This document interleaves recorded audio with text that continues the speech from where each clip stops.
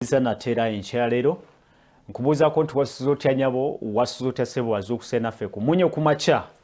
akadde kano kabeera kakubaganya birowoozo ku nsonga ez'ebyobufuzi era ez'enjawulo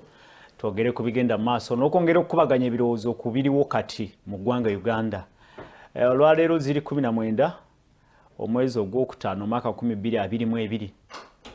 lunaku lwa kuna nga bakutegeeza nti bya bufuzi mpozi tusobole okuba nga tusanyukira abo abafunye ebizibu abafunye ebirungi abafunye ebizibu era tubasaasire. Amanya gange nze Tusiima Apollo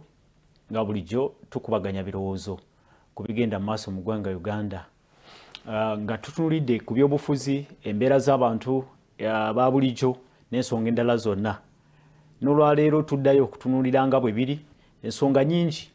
ziriwo mu kiseera kino ezigenda mu maaso tusobola okwogera ku ebyabadde mu Parliament olunaku lw'eggulo nga Parliament esazeewo nti endagaano eyakolebwa wakati wa gavumenti ne Vinci Coffee Company Limited yandibadde obaolyawo ng'esazibwamu. Parliament eyatudde paka okutuukira ddala ssaawa 3 ez'ekiro bakanyiza nti obuwayiro obw'enjawulo obuli mu ndagaano eyakolebwa bumenya mateeka oba bukontana ne ssemateeka n'amateeka ag'enjawulo agafuga eggwanga Uganda, nti gavumenti mu myezi nga 6 yandibadde oba bakwatibako ensonga eyo myezi nga 6 bandibadde baddamu okutunula ensonga eyo bwe kiba kyetaagisa essazibwemu. Bingi ebyayogeddwa ku nsonga eyo ey'endagaano ku mwanyi ya Uganda ate tulindidde okulaba obaolyawo biki ekigenda okukolebwa oba kikyebazaako oluvannyuma lwa Parliament okubanga tebeesazeemu bonna ab'ebibiina by'ebifuzi eby'enjawulo omuli ne NRM ekibiina ky'ebyobufuzi ekiri mu buyinza bonna ne bakkanya nti obaolyawo endagaano eno erimu ebirumira era tegenda kugasa munnayuganda omuntu abadde atambuliza obulamu bwe ku nsonga eno ey'emmwanyi oba ekirime kino eky'emmwanyi. Mu ntegeka eyo era tusobola okwogera ku kalulu akabindabinda mu Omoro by-election oba mu Omoro county, Omoro district. Twogera ku by-election ey'okujjuza ekifo kye yali omubaka owa Parliament owa Omoro county ate nga yali speaker ow'ekitiibwa omugenzi kati Jacob Oulanyah. Ennaku kati zisigadde mbale. Tujjukire nti akalulu kano kanakusa omwezi 26 omwezi guno gwennyini ekitegeeza nti wiiki ejja olunaku lujja kuba lwakuna akalulu kajja kubanga kakubibwa ekitegeeza nti ne campaigns ezigenda mu maaso okuyega abalonzi nazo zisigaddeko ennaku nga 6 zokka ate betegekere okulabika nti basuula akalulu akajjuza ekifo ekyo eky'omubaka wa Parliament owa Omoro county. Tujjukire nti n'ebibiina eby'enjawulo bisimbyewo ba candidates ku kifo ekyo. Ekibiina ekya NRM kyaleese mutabani w'omugenzi ye Andrew Ojok. Ekibiina ekya NUP kirinayo candidate. Ekibiina ekya Forum for Democratic Change FDC kwotadde ne Alliance for National Transformation byonna birinayo ba candidates mu kalulu ako. Mpozi ne ba independents nabo gye bali babiri mu kalulu ako kennyini. Tulindiridde era kulaba ensonga eyo bw'eneetambula nga bwe tumanyi nti akalulu aka by-election oba obululu obw'enjawulo bwe tuze tulaba bubadde nga bubeeramu embeera y'okusika omuguwa n'abeesimbyewo oba n'abawagizi baabwe kwotadde n'ab'ebyokwerinda. Katulinze okulaba akalulu ako bwe kanaatambula ne emotions ezigenda okuplaying out erudda eyo ne butya bwe kanaakomekerezebwa mu mbeera eyo. Era tusaba nti tekabeera kafujjo tekabeera mu mbeera yonna ey'okuyiwa omusaayi nga bwe tubadde tubiraba mu bitundu ebirala eby'eggwanga mu mbeera yennyini. Mpozi ate tusobola okwogera ku mbeera eya ebbeeyi y'ebintu era ekyayogeza bannayuganda obwama. Mu mbeera eyo bannayuganda banyigiriziddwa embeera ey'okubeera nti obulamu bwongedde okukaluba. Ebikozesebwa mu bulamu bwaffe obwa bulijjo ebbeeyi erinnya waggulu. Tuze tubyogera kati ndooza abamu batandise n'okubeera nga embeera eno obaolyawo bagenda bagimanyira mpola mpola, naye kizibu okumanyira embeera enyigiriza. Kiba kizibu okumanyira embeera eyo ebeera enyigiriza nga bwe kiri kati mu ggwanga Uganda. Amafuta gafuuka tufuta ensonga ya sabbuuni, ensonga ya sukali n'ebirala byonna ebikozesebwa mu bulamu bwa bulijjo byonna ebbeeyi yeeyo eviiriddeko ne munnabyabufuzi retired Colonel Dr. Kizza Besigye okuvaayo n'ategeeza nga bw'ategese oba nga bw'ali ku ntegeka ey'okuddamu okuzuukusa Bannayuganda basitukiremu boogere n'eddoboozi lyabwe liwulikike obaolyawo mu nsonga eno eya ebbeeyi y'ebintu eyeekanamye babeereko kye bakola oba gavumenti naye ezuukuke ebeereko kyekola mu ntegeka ey'ennyini. Retired Dr. Kizza Besigye yamaze kumpi wiiki namba nga maka ge gasaliddwa akabi by'okwerinda mu mbeera ey'okumuziyiza aleme okuva ewaka ate okutambula okuyingira eitha ekibuga n'okwekalakaasa kuba yabadde amaze okutegeeza eggwanga lyonna nti mwetegefu agenda kuteeka ekizindaalo ekinene ku motoka ye atandike okwetooloola eggwanga Uganda nga obubaka bwasaasaanya bwebwo bw'abantu nti bazuukuke bave mu tulo. Gavumenti esobola kubeera kyesirikidde oba kwefuula kyesirikidde mu nsonga eno ey'ebbeeyi y'ebintu ng'abantu banyigirizibwa nga yo teyina obaolyawo kyekozeewo mu ntegeka ey'ennyini. Nga bwe nkutegeezeza Dr. Kizza Besigye kyaddaaki olunaku nga lumu emabegaawo abasirikale oba n'abakuumaddembe basobodde okuba nga beemulula ne bava ku maka ge ng'amaze n'okutiisatiisa nti agenda kuddukira mu kkooti nti amaze dde okulagira bannamateeka be bagende mu kkooti babeeko omusango gwe bawaabira oba gwe bawaaba okuba nti amaka ge si komera yagiyisa illegal detention tateekwa kusibibwa obwemage tateekwa kubanga afuuka musibe mu maka ge. Bwe bityo bwe biri era ndowooza ensonga gye tujja okuba nga tukubaganyako ebirowoozo mpolampola okwongera okwetegereza ebyobufuzi kati engeri gy'ebiza ebitambulamu mpolampola twalabye nga n'ensonga eno yennyini gye twogerako eya Dr. Kizza Besigye okuvaayo okuzuukusa Bannayuganda ne pulezidenti w'ekibiina ekya National Unity Platform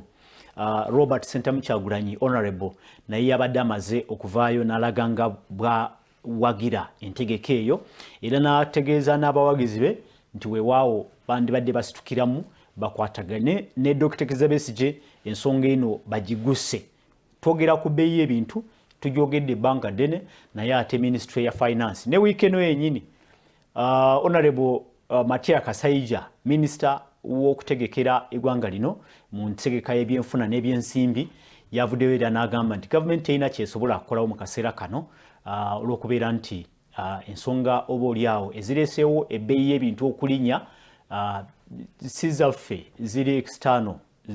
ziva bweru nti gavumenti terina kyesobola kukolawo terina kyejja okukolawo era si gwe mulundi ogusoose baze bakyogera era Ministry ya Finances evuddeyo enfunda eziwera ng'etegeeza nti terina obaolyawo kyesobola kukolawo. Actually Minister Makya Kasaija n'agamba nti Bannayuganda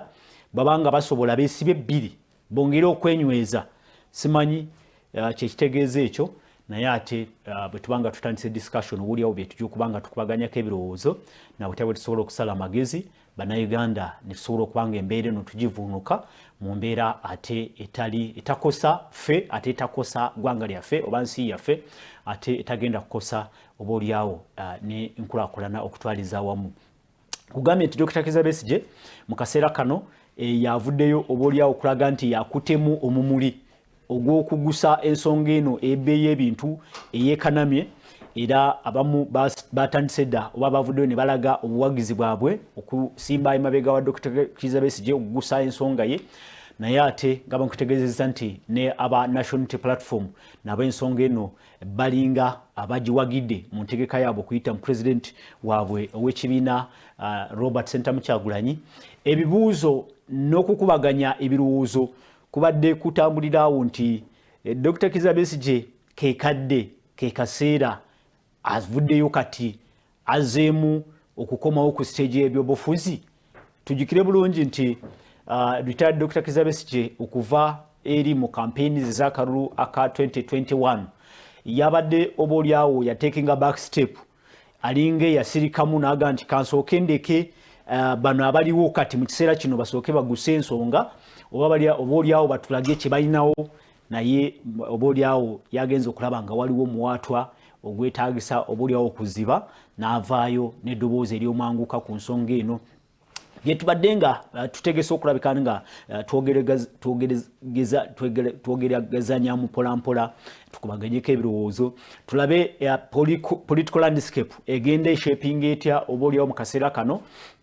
tujikire nti omwaka guli gumu gwokka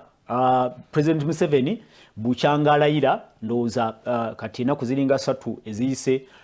ku lunaku luli lwe yalayirirako lwenyini mwezi gwali gwa kutaano gwenyini we yalayira ekololo n'alayira okutwala ekisanja ekyokusatu oba n'alayizibwa okutwala ekisanja ekyakusatu okutwala ekisanja ekirala eky'emyaka 5 okutuukira ddala mu 2025 2026 mu ntegeka eyo ey'okutambuza eggwanga Uganda mu government eya NRM. So omwaka bwe wanga gutambuddeko gumu ababazi b'ebyobufuzi n'abatunulira ensonga batandika okuweeyinga n'okupimapima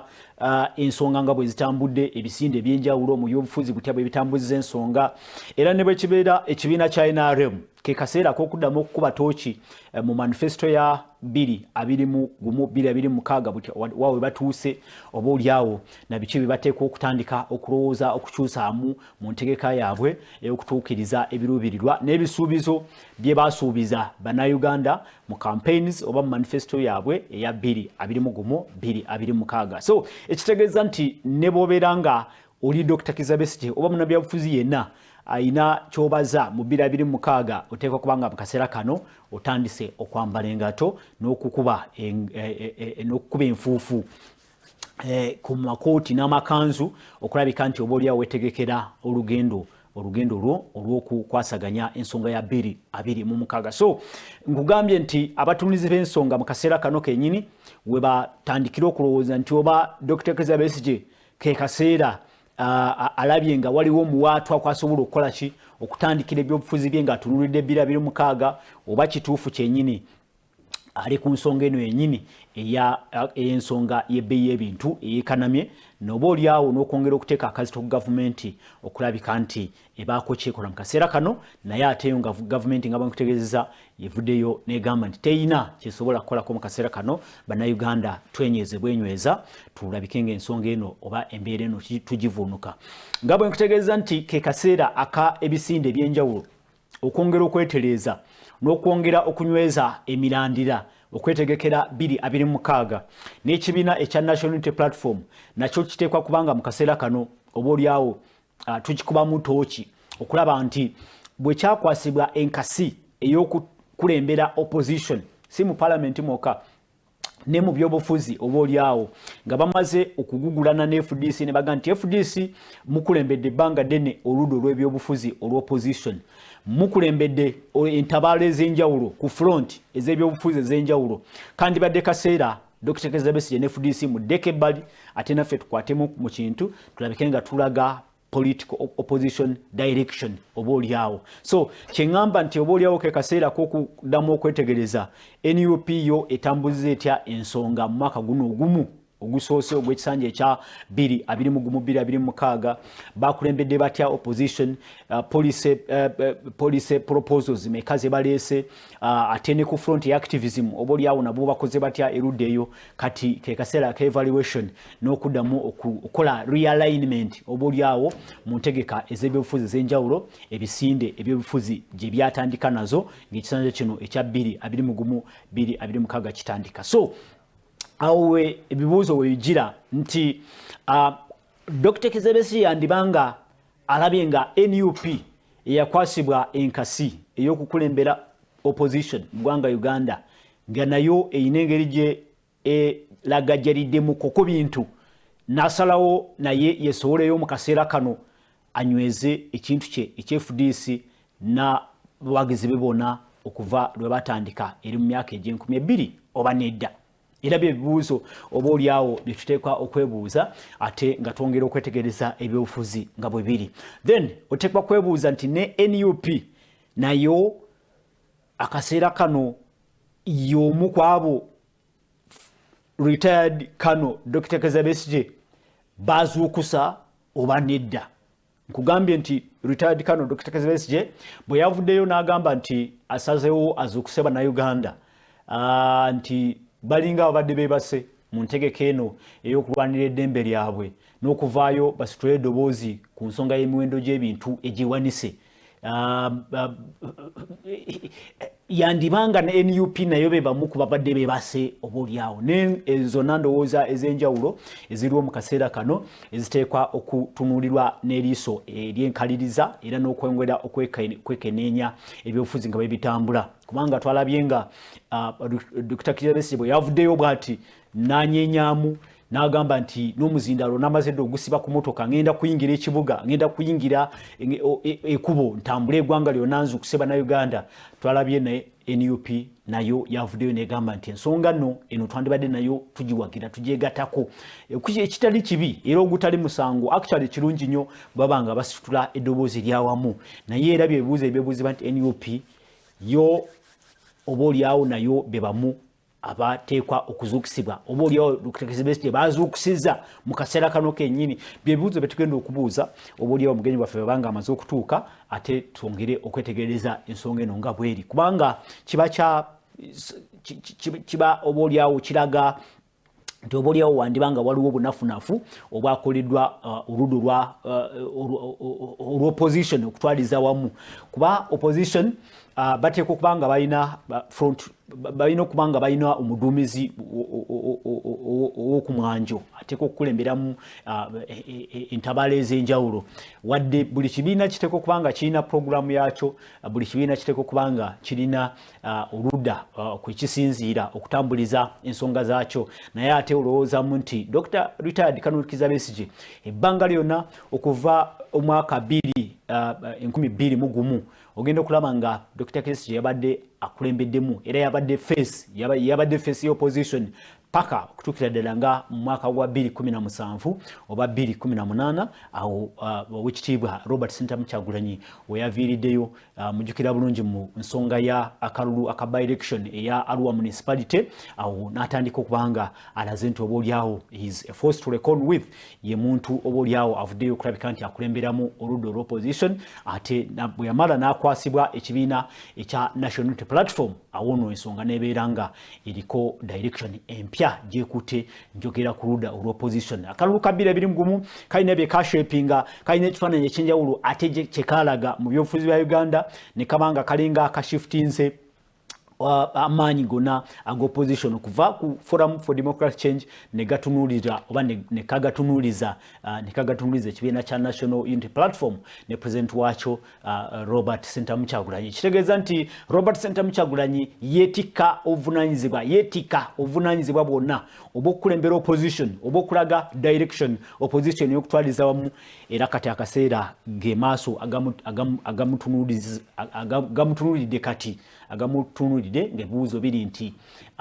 akozeewo ekyo kyennyini kimusubirwamu okulabika nti opposition agiwa direction oboolyawo okutwaliza wamu mu ntegeka ey'okulwanirira eddembe ly'obuntu n'okutuusa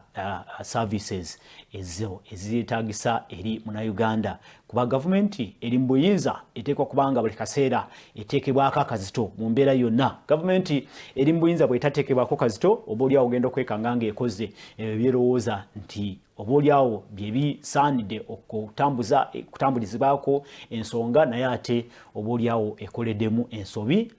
ate oboolyawo ezikoze ne mbugenderevu oboolyawo. Nsonga ebyobufuzi bwe bitabeeramu embeera ey'okuzuukusa n'okucekinga ze tuyita checks and balances, oyinza okwekanga nga oboolyawo waliwo ebitatambudde bulungi mu mbeera eyennyini. So embeera bwetyo bweri osobola okukreditinga NUP nti mu nsonga eno eya coffee deal mu parliament nti NUP weewaawo erina kyekoze. Jogera ku NUP si lwakuba nti be bakulembeddemu ensonga eno mu parliament, naye ate olw'okuba nti member of parliament waabwe ow'ekimaanya kabonera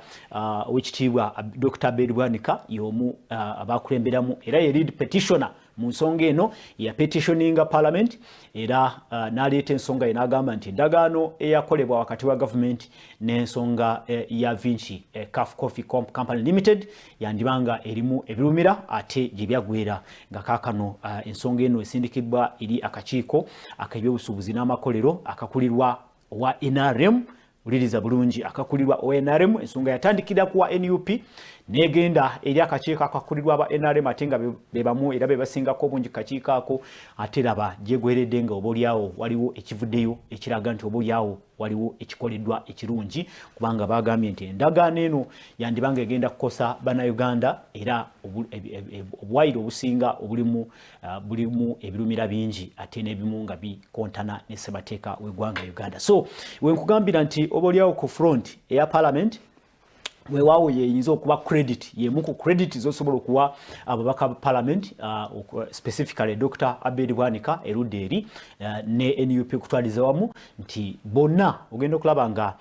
babadde basaale nnyo erudde eyo ate si bwe bokka ensonga eno okugambye nti ku mulundi guno titulabyemu bya bufuzi ensonga ya ddiiru y'emwanyi titulabyemu nti aba NRM beekubidde oba balina oludda lubekubiddeko ba NUP bali ku nsonga zaabwe balwanyisa NRM oba bakola ki ekibiina ekiri mu buyinza nedda n'aba NRM bennyini actually olunaku lwe basinkana chairman waabwe national chairman ku kisaawe Kololo mu NRM caucus nga bateesa ku nsonga eno yennyini eya coffee deal eddoboozi eryavaayo lyalaga bulungi nti baali semamativu era bayimirirawo ne bagamba nti tusimbidde kuli tetugenda kukkiriza okunyolebwa omukono ku mulundi guno tusimbye ku nsonga y'emwanyi tujja kuyimirira n'abalonzi baffe tujja kuyimirira ku nsonga eno tulabike nga tugaana endagaano yonna egenda okunyigiriza bannayuganda mu nsonga yonna bwetu. So ebyo byonna nkulaga nti ebyobufuzi oba olyawo ebisinde ebyenjawulo birina kye bikola naye ekibuuzo kiri nti bakoze kyenkana ki ku byabasuubirwamu okuva ku ntandikwa awo wewali ekibuuzo era wewali ekinyusi kya discussion kuba government discussion mu kaseera kano ng'omwaka guyise ekisanja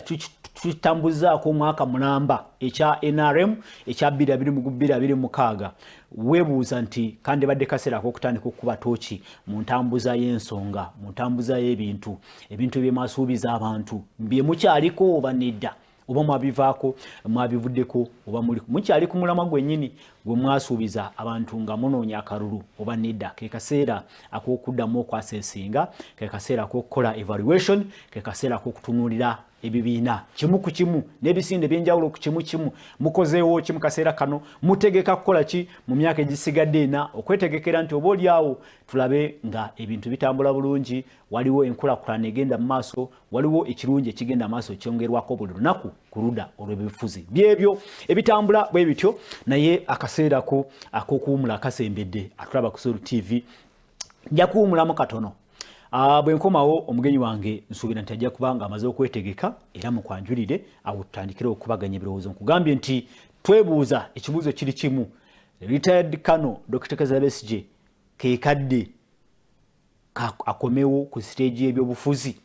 addemu atambuze ekintu oba nedda ababadde ku stage bwe bakoze batya mu mbeera eyo y'okwongera okutambuza ensonga y'ebyobufuzi n'okulwanirira eddembe ly'omuntu owa bulijjo n'okwongera okusitula eddoboozi ery'omuntu oyo owa wansi bakoze ekimala abakwasiddwa obuvunaanyizibwa aba National Unity Platform bakulembera oludda lw'opposition si mu parliament mwokka n'enebweru wa parliament bakoze ekimala oba nedda bibuuzo bye tubuuza neera katuwumule ate tukomewo tuva ku Solo TV agange nze tusima Apollo katukomewo.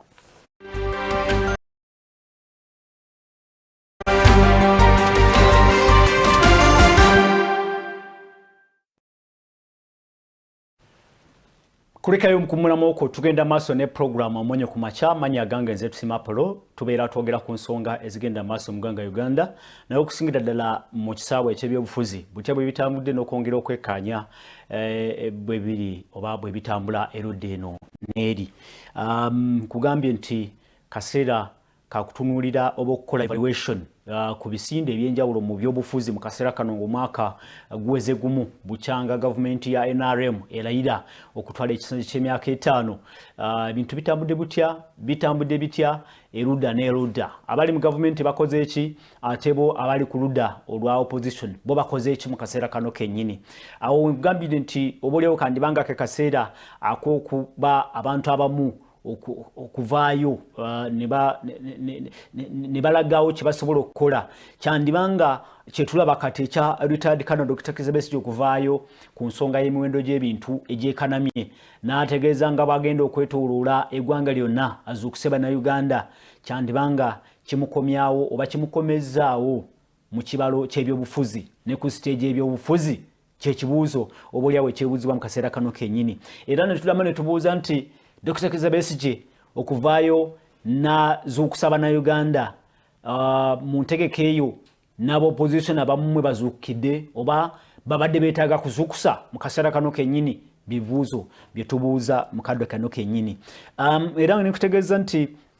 ke kaseera ne NRM ng'ekibiina ekiri mu buyinza era ekiri mu gavumenti nakyo okutunula mu manifesto yaakyo omwaka ogumu bye twasuubiza tukozeewo kyenkana ki ate tutegeka kukola ki oba twetaaga kukola ki mu kaseera kano ebintu bwe bibanga bitambudde nga bwe bitambudde mu mbeera ey'ennyini tujjukire nti ekibiina kyo ekiri mu buyinza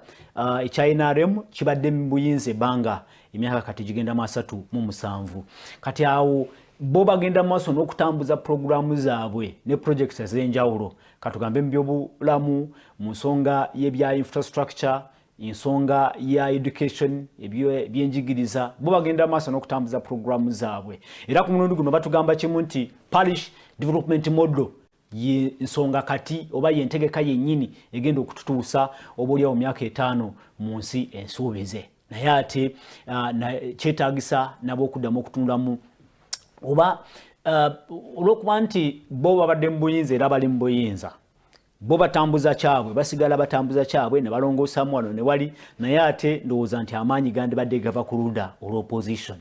okwongera okuteekawo checks and balances okwongera okubuuza ebibuuzo lwaki ebitakoleddwa lwaki kituufu tebikoleddwa okwongera n'okuteekawo akazito mu mbeera ya services oba entambuza n'obuweereza okutuuka eri omuntu owa bulijjo bitambudde bitya ekyekwaso ekisinga kibadde kya COVID-19 ne COVID-19 tateeka okubeera nga buli kaseera ebintu bwebanga tebitambudde bulungi nga gwe twekwasa kuba COVID-19 yamaze okuba nti agenze naye mukozeewo ekyokulabika nti muziba ebituli n'emiwaatwa egyaleetebwawo embeera ya COVID-19 ndowooza kyekibuuzo ekyandibadde kisinga okubuuzibwa mu kaseera kano kennyini ensi endala zo zaavaayo n'entegeka ez'enjawulo ne zinjectinga stimulus packages mu economy ne sector ez'enjawulo mu economy ebibuuza opposition ebibuuzo bino babibuuzizza kale bandibanga babyogeddeko naye ekyo kye bakoze kyekimala oba kimala kyekibuuzo ekyebuuzibwa mu mbeera ey'ennyini era opposition yandigenze ne mu maaso n'okubuuza ebibuuzo ku expenditures ezakolebwa mu kaseera ka COVID-19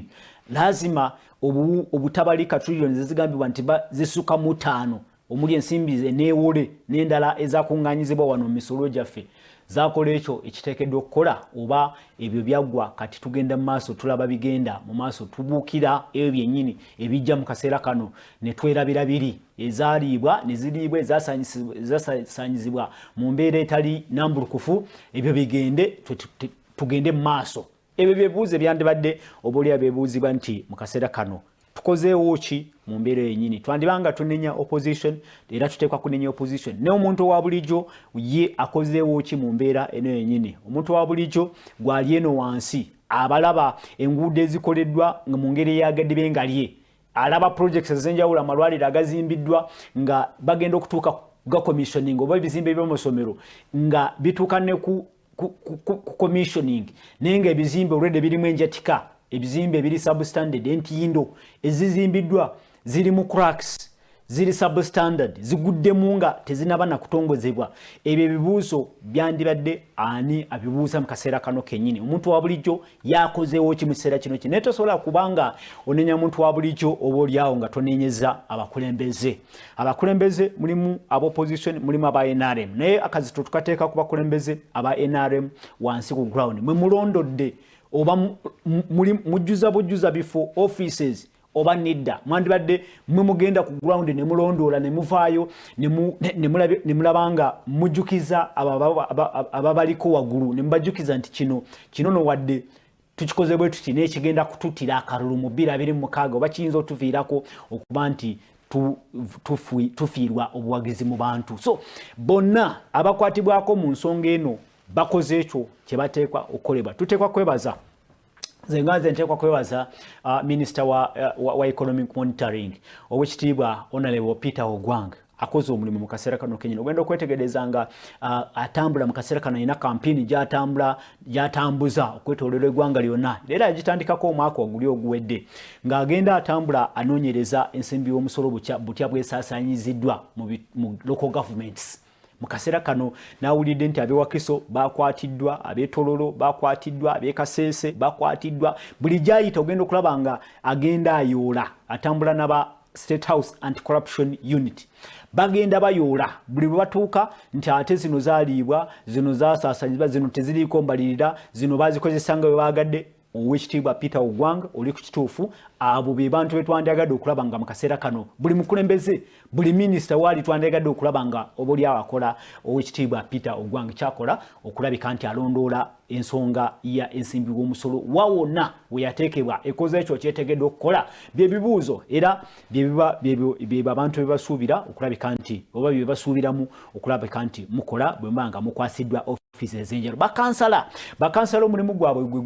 guliwa gubeera ki? Kuba kukunga kwokka oba kubeeramu n'ensonga y'okulondoola? Nze ndowooza byonna mubigatta. Muteekwa kukunga eri abantu bajumbire programs ez'enjawulo ezibeera zize mu kitundu, ate oboolyawo muteekwa n'okulondoola programs za gavumenti. Kwobeere kansala wa NRM, kwobeere kansala wa NUP, oba FDC oba ekibiina ekirala kyonna opposition, kikkakatako okulabika nti naawe oli mukulembeze olondoola programs za gavumenti. Ensimbi y'omusolo wonna weebeera nga eteekeddwa mu kitundu kyo oteekwa kugirondoola olabike nti ekola ekyo kyeteekeddwa okukola. Kati byebibuuzo ebibuuzibwa nti mukoze ekyo kye muteekwa okukola mu mbeera yenyini ekibasuubirwamu oba nedda. Then kiddayo eri opposition. Temuteekwa kunyumirwa before, temuteekwa kunyumirwa offices. Kuba opposition kati okuba nti eri mu ssemateeka ab'olukudu lw'opposition waliwo endowooza eyo erowooza nti banyigirizibwa nti bo babeera ku ludda nedda. Baweebwa omukisa ogw'okuweereza alongside government eri mu buyinza. Baweebwa ne budgets ez'enjawulo okuba nti batuukiriza ebyo government bebeera nga tetuukiriza oba balondoole ebyo ebibeera tebikoleddwa government eri mu buyinza. Ekyokulabirako office ya leader of opposition efuna budget nene, ndowooza egenda mu billions nga 4 oba 5. Ensimbi ezo n'obuyinza byonna ebibaweebwa bibeera biteekwa kubanga bitricklinga down okuyita mu office ye. Bino okutricklinga down bituuke ku babaka b'opposition, policies ziyitire omwo, policies ez'okumonitoringa, policies ez'okwevaluatinga ne policies ez'okupresentinga recommendations ne policy proposals. Byonna biyitira awo. Mukoze kyenkana ki okulabika nti mulondoola obuweereza ku levels ez'enjawulo yonna gye muli ab'opposition. Ndoozaawo wengambidde nti abatunulizi b'ebyobufuzi we batandikidde okulaba nga oboolyawo wandibanga mutandise okubeera mu balance mu byobufuzi ku ludda lw'opposition. Dr. Kano Besigye mu kaseera kano bw'abanga avaayo okuzuukusa, azuukusa bannansi bokka oba abazuukusa ne opposition yonna okutwaliza wamu. Actually twogera ku opposition NUP naye waliyo opposition nyingi nnyo. Ebibiina nga Democratic Party bifuna omutemwa okuyita mu iPod ne platforms endala zonna, bifuna ensimbi w'omusolo. Mukozeewo ki eyo mu spaces zammwe okulabika nti namwe mubaako etofali ery'enjawulo lye mwongera ku nkulaakulana y'eggwanga Uganda? Ebibiina nga CP terina mubaka mu parliament. Ekibiina nga Justice Forum owekitiibwa Asuman Basalirwa mukwano gwange muli mu parliament, muteekwa kubanga mufuna akasente okuyita mu platforms. Mukozeewo kyenkana ki erudde eyo? Ebibiina ebirala byonna nga PPP olwaleero kiinayo mubaka mu parliament kya People's Progressive Party, n'ebibiina ebirala mwenna ab'opposition n'abatali mu buyinza namwe muyina olubimbi lwemuteekwa okubanga mukola mu kaseera kano kenyini abatali mu parliament. Namwe muteekwa kubanga muyinayo olubimbi lwammwe lwemuteekwa okutuukiriza mu kaseera kano okulabika nti muba n'eddoboozi ly'emwongereza mu kutuusa obubaka obusobola okuleetawo obuweereza oba okutuusa obuweereza eri omuntu owa bulijjo. Ebyo byonna bikoleddwa mu mbeera eyo gye mwasuubiza banansi mu kaseera kali akanayo cyani aka 2 nga tuyingira 2 oba nedda oba akalulu kaggwa abamu ne batekinga back step abamu ngaba NUP mwandibanga oboolyawo bwe mwafuna obuvunanyizibwa sagala kugayita gafo oba ebifo oba mwatekinga back step ne mugamba nti kati kale katusoke twetereze naffe mu mbeera eyo twekubeka enfuufu which is really bad bwekibanga kyali bwe kityo mu mbeera yennyini tubakoowola mu kaseera kano kennyini tubagambe nti omwaka guli gumu ogwakatambuzibwako ku kisanja ekisooka ekya NRM 2026 ke kaseera muzuukuke bwe mbanga mbadde mwebase muveeyo mu spaces zammwe oba oliawo mubeeko kyemukola ekyenjawulo era kyovulaba oba oliawo abamunga Dr. Besigye n'abalala abagenda okuvaayo kuba tolowooza nti Dr. Besigye yanaabeera waawuyika bw'ati ogenda kulaba n'abamu abapya nabo nga baze nga bwe twalaba kalulu oba nga tusemberera kalulu kabeera birungumu twagenda okulaba nga ba Joseph Kabuleta nibavaayo nibaga naffe wetuli twagenda okulaba ba Nancy Kalembe nabo nibavaayo nibaga naffe n'ebibiina ebyenjawulo ebyobufuzi bijja kuvaayo bipya byewandiise nga bwe twalaba NUP National Unity Platform mu 2019 waawo nevaayo newandiise ekibiina kyabwe era nabo ne bajja ng'ekibiina ekito ne kyegatta ku kisawe ky'ebyobufuzi ekyawamu ekya Uganda ate ogenda okulaba nga bakozewo contribution nene oba oliawo mu kutuukiriza mu kusitula eddoboozi eryawamu okulabika nti tutuusa enkulaakulana mu ggwanga lyaffe Uganda. Twebaza nnyo abakoze kyonna kyemuteekeddwa okukola. Mbadde nsingolinze out Honorable Peter Ogwanga naye n'abalala bangi abasobodde okukola kyemusobola okukola ab'opposition bangi nnyo nsingolinze out Dr. Bed Bwanika nti akoze kinene nnyo okulabika nti avaayo ne petition gyateeka ku fulo ya parliament era evuddemu kino kyetulaba nga parliament etuuse okusazaamu endagaano ebadde egenda oba oliawo okubaako ekinene kyekosa ku coffee subsector so bangi nnyo betuteeka okwebaza n'abalala bonna abayeewo mubiri opposition bakoze kinene twabalaba mu kalulu kabira ebimugumu bayiwawo mubiri mukoze kinene nnyo mukoze birungi nnyo kulabika nti oba oliawo musitula ddoboozi lyaffe ffenna okutwaliza wamu naye ate esaawa oba oliawo mwandibadde mwongeramu amaanyi ke kaseera ak'okwongeramu nga bwe ngambe nti kaseera ka evaluation akaseera ak'okuba mu tooki ke kaseera ak'okwongeramu okwongera okwetegereza kiki ekikoleddwa mu kaseera kano ak'omwaka ogumu ate mu ngeri yemu ke kaseera ak'okwongeramu amaanyi awalabika okuba nga waliwo obunafu era twongerewo amaanyi awalinga we tulina amaanyi ate twongerewo amaanyi ukitegeera si kuba nti olabye awali strength ate n'ogamba nti tutambuliraawo kyandibanga kyetaagisa okutambuliraawo naye bwebanga kyetaagisa okwongeramu amaanyi n'amaanyi gongerwemu naye ate tuteekwa kujjukira nti omuntu owa bulijjo ye muntu asookerwako nga ssemateeka waffe bagamba nti omuntu citizen ye number 1 yateekwa okuba nga aloozebwako mu nsonga esooka naye ate tuteekwa okuba nga ate gwe tukulembeza mu kaseera kano omuntu owa bulijjo citizen munansi ateekwa okuba nga yasooka okulowoozebwako mu mbeera yonna bw'ebeera nga mbeera ya byanfuna eno etalinnyangu mu kaseera kano kennyini ng'ebbeeyi y'ebintu yeekanamye oteekwa kulowooza ku muntu owa bulijjo nti yagenda kubeera waatya mu mbeera eyo yennyini tekiteekwa okuba nti gwe bw'obanga olina privileges bw'obanga office yo ekusobozesa okutambula n'osigala ng'otambula mu mbeera eno ebyenfuna etali nnyangu oteekwa kulowooza ku muntu owa bulijjo yasobodde atya okutambula okuva waali n'okweyongerayo okutuuka wateekwa okutuuka oteekwa kulowooza nti amafuta bwe gabaira nga galinnye ebbeeyi gwe ng'olina fuel card gwe ng'osobola okutuusa emmotoka wali ku pampu n'oga nti muyiwemu n'okusunda ne basunda balabike nti ejjula bulungi ne tanka ejjulire ddala obulungi oteekwa kulowooza ku muntu ono atambuza ebigere omuntu ono ye atalina motoka yagenda kutambuza atya obulamu kubanga tujjukire nti ensonga y'amafuta ye cutting across ebbeeyi y'amafuta buli lwerinnya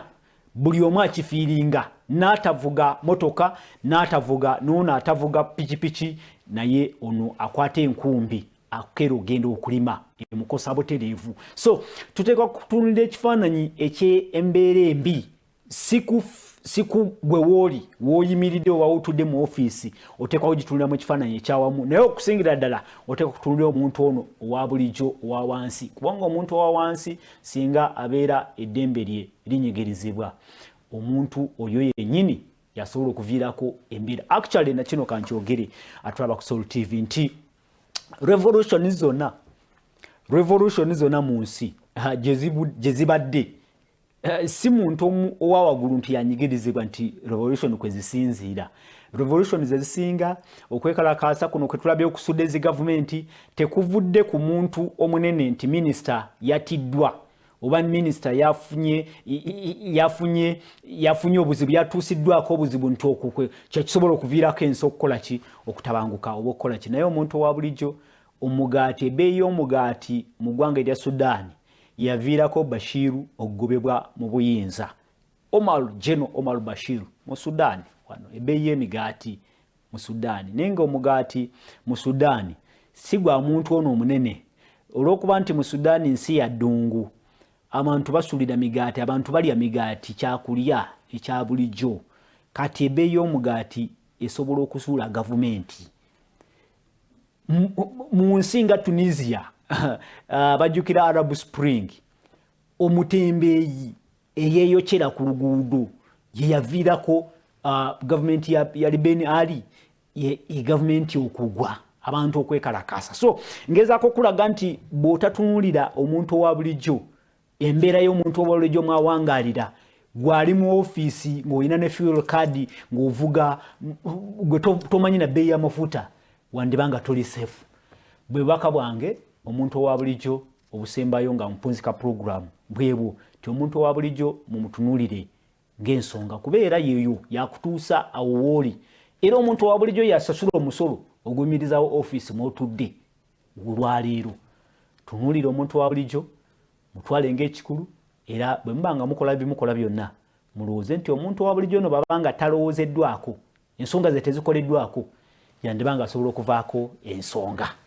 Amanyi agange ze tusimaapo nteeka kwebaza mwenna abadde nga mutulaba. Essaawa nnamba tugikoze abagenyi baffe tebasobodde kutuuka olw'ensonga ez'enjawulo naye tuweebaza olw'okuba nti mbadde naffe. Tujja kudda olunaku olw'enkya ate tutandikirawo tukubaganye ebirowoozo twongere okwekaanya ensonga z'ebyobufuzi nga bwe ziri. Buli omu akola ekyateekeddwa okukola eggwanga lyaffe lijja kutambula era lijja kgenda mu maaso nga bwe twandyagadde. Basiibudde nti musibe bulungi mweraba.